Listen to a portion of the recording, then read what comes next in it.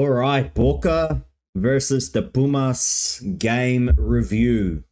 I'm wearing the stupid bucket hat because I made a bet with my friend that I'll wear it because he said Argentina will win, and I said the Boca will win, of course, being a Boca supporter myself. But yeah, this game nearly was so similar to the the Australia versus New Zealand game last night, where Box are up 14, 17-0 or something at the start there.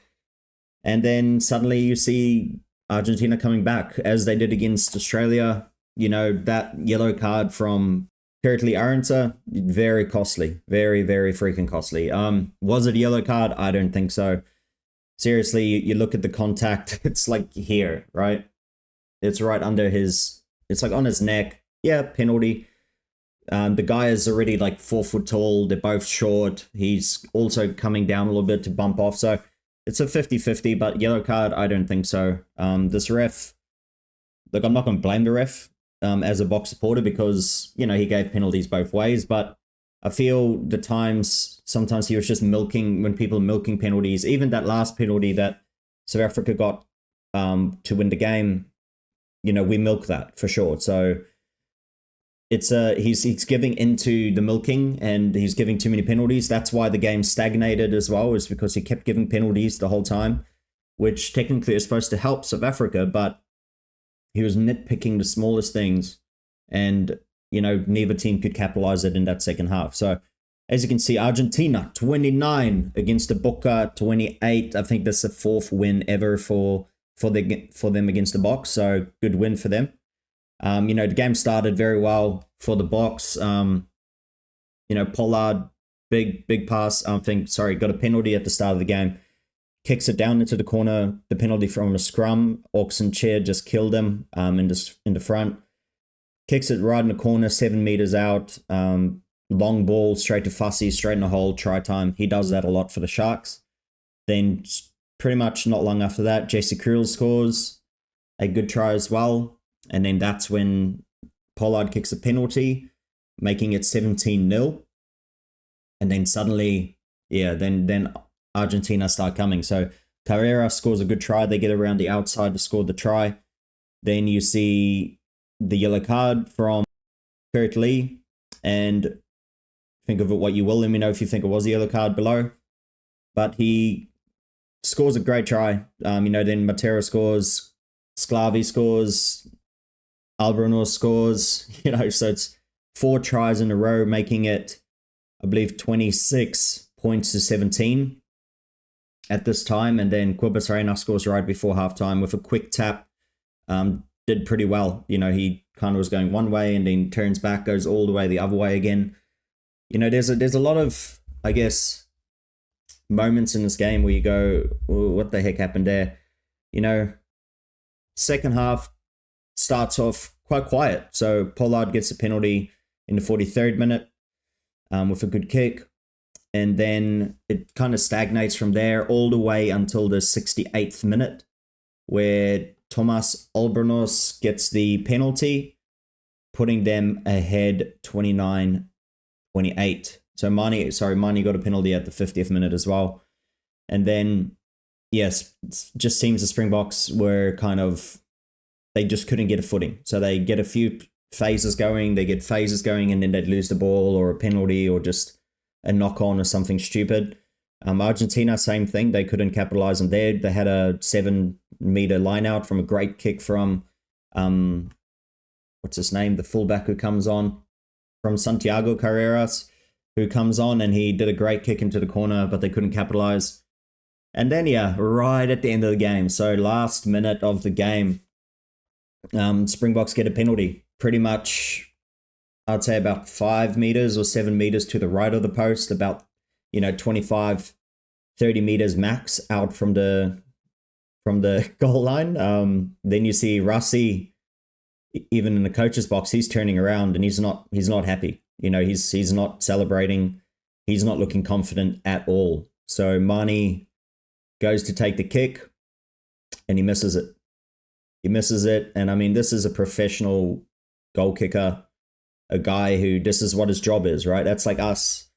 in a sales role, someone's like, here's this person. He wants to buy this product that you are selling. Here you go. And you mess it up.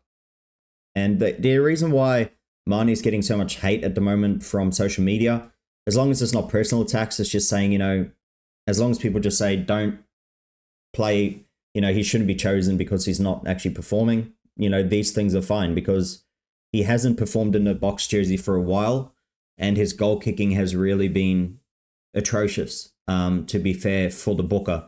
He's a great club player, don't get me wrong. I mean, for Viapia and Stormers, he's a great player, especially in the open field, but there's been a few times where his goal kicking has cost Stormers and also the Booker, and where it's the pinnacle of the sport, the world #1 team, and you're not making these kicks, you shouldn't be in the team.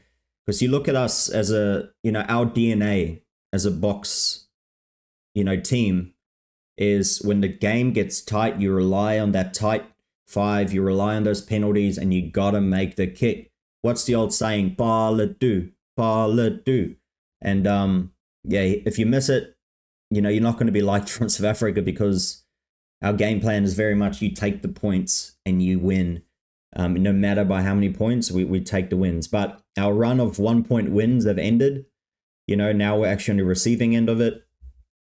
And, it sucks. It's disappointing, but yeah, a lot to look forward to next week then. It makes next week's game much more, I guess, much bigger. The Rugby Championship on the line. Will the Box lose 2 times in a row to Argentina for the first time ever? They do not want to do that. So I think Russie needs to have a big chat to them all because that 4 tries in a row within 20 minutes, it's not good enough. It's not good enough. They need to have a chat to the defense coach as well because our rush defense is not what it was. It's not what it was. You could see they were just tearing it apart, even though some of them were with Kirtley not there, where the wingers are important in that role because they need to know what to do, but just bad defense, very bad defense. I mean, Corbus Reinach missed a pretty easy tackle. I mean, Pollard missed an easy tackle. Fussy, Creel, all these people are rushing out and they're just hitting no one, So a lot of things to work on. And I think, Murat, I just don't think he's there yet as a box player as well. He's just lacking physically, I think. He's, you look at him and he's a big guy, but you look, for example, when he played in the Champions Cup, so against, I believe it was La Rochelle, where the Stormers had a goal kick to win it. They scored a try on full time. Marnie Libok had a goal kick to win it. And it was, it's not an easy kick, but it wasn't on the sideline either. So it was about 10 meters in, maybe 12 meters in. And he shanked it. It wasn't even close. You could see he didn't even line it up right because the camera angle is right behind him. So I just knew straight away, he's not gonna make it, and he fully missed it. So these things add up, and Murat in that game just got physically dominated. I mean, he got knocked out by just trying to make a normal tackle on Big Will Skelton, and he just, got demolished.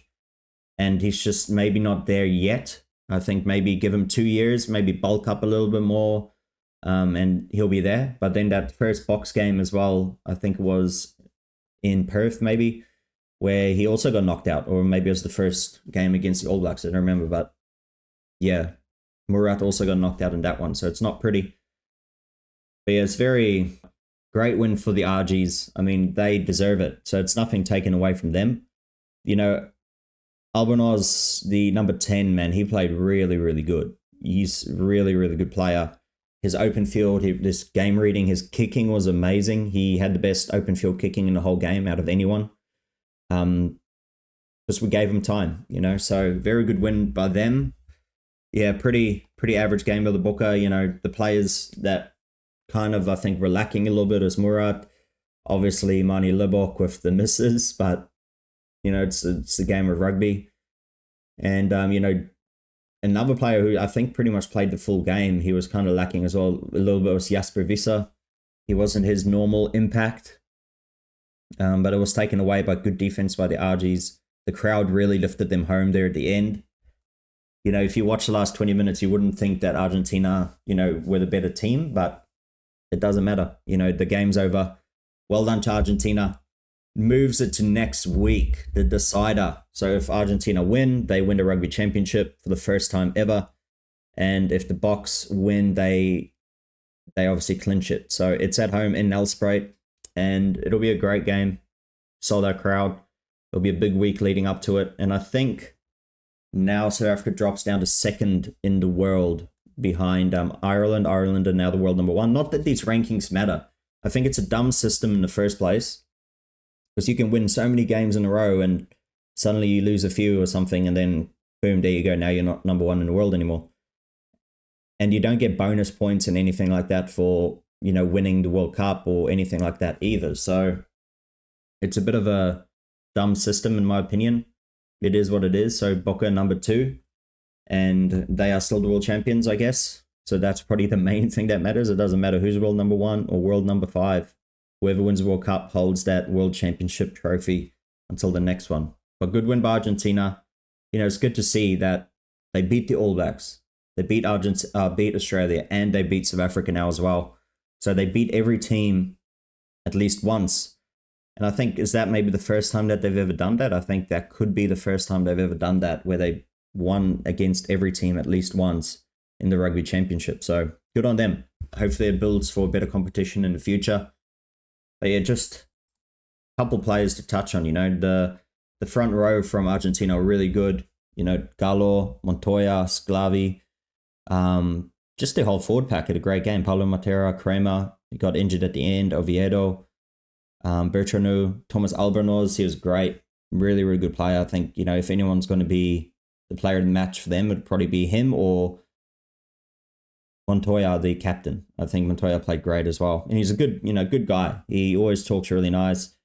The only thing about the Argentinians, and also that I've noticed with the All Blacks as well, they complain so much to the ref. Like, so many players constantly, oh, ref. I don't know if you remember that game against Australia, and Argentinians were running up to the ref and going, oh, high tackle, and they reviewed it and it was fine tackle, and they were all pretending like that the Australian player tried to kill one of their players. So I think, a lot of refs need to maybe tighten up on this, where if the captain's not talking to you, warn him once, and you say, if the next person talks to me again, that's a penalty. And that's the way it always was. Remember, I don't know if you remember 20 years ago, no one spoke to the referee apart from the captain. And me, myself as a player, I am very much also quite vocal. And that's why a lot of times I am captain, because I can actually talk to the ref, talk to him about certain things. But it's when every player at an international level is screaming at you, or, look at this, look at that, come on, ref, knock on, forward pass, blah, blah, blah. As you hear a lot with VAE in for the All Blacks and all that type of stuff. So I think refs need to tighten that up, and also tighten up this rolling away penalty, because a lot of times the players are trying to roll away, but they're getting trapped in on purpose by the people in the ruck. You can see that they're holding their leg on them, or the players would place the ball purposely into the player, which I think they need to take out of the game. I see it in our local club rugby as well. When I'm playing, I see a lot of times that happens, but the refs have been very much getting on top of it. But this ref today, the ref from England, he seems to really pin that stuff. Even that last penalty, like I said, for the Box to win the game. Jaden Hendrickson really held the guy in, milking it, and the ref fell for it, and he got the penalty, but the Argentinians are doing the same thing. So it goes both ways, but the ref just needs to look, all right, are they purposely trying to hold this person in? Are they purposely placing it against the guy? If so, no penalty, because you're doing it on purpose. That's your fault. But if you're trying to just get the ball through like normal, and that guy is just laying in there, then that's a penalty. It's become too fast. They're trying to do it too quick, and it's just destroying the game, I think, with these penalties. But it's a typical northern hemisphere ref, where he calls so much, just little intricacies where he can just let it play. He calls a lot, and then the things where he should call penalties, with a lot of the scrums, he would try and not call it for some reason. So it's very, very weird. And yeah, the standout players to me from the Boca, it's kind of a tough one. You'd have to go Malcolm Marks. He had a big shift, I think 60, 65 minutes. He did really good. Oxencherd, great. won a couple of penalties, very, very good in the front. And then that's probably where it ends. I mean, Marco van Staden missed a couple tackles. Unlike him, he usually makes every tackle. Won a couple of turnovers, though, which kind of makes up for that. Reinach was okay. He just seems sometimes like he's trying to do too much, especially with the little kicks and things like that. Pollard was okay. His defense was lacking a bit today. And then, yeah, and Kriel did not look very good next to each other. Didn't look like we had much direction at all in the middle. So I think it's first time playing 12 in a long time. So, he's maybe got a bit of rust there. And Kirtley was pretty poor. He was probably, one of the worst 3 or 4 Springbok players there in the whole game. He just, in the high ball, he was average. I think he only won maybe one where we got the ball back. And the other ones was like knock-ons, things like that. And he also got the yellow card. There was no need to go that high on him, first of all.